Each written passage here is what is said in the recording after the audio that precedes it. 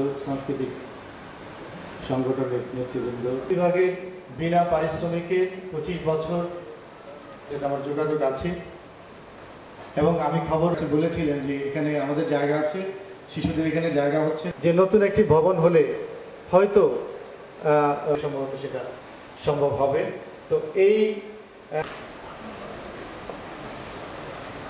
এটা হলো রবীন্দ্র শতবার্ষিকী।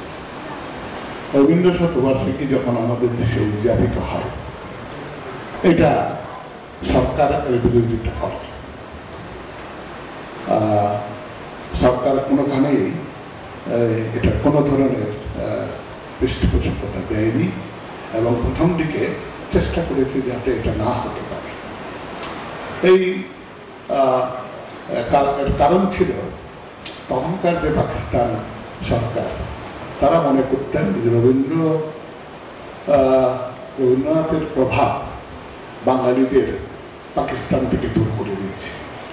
সেটাই ছিল আসল চিন্তা, যে রবীন্দ্রনাথের প্রভাবটি পাকিস্তানের জন্য যথোপযুক্ত নয়। সম্মিলিত শোকার্ত হতে তরিণীতি আভনা পরিচয় আজ দেবী তব নতনেত্র কিরণ সম্পাতে চিত্ত বিগলিত মোর সূর্য করা খাতে শৈল তুষারের মতো।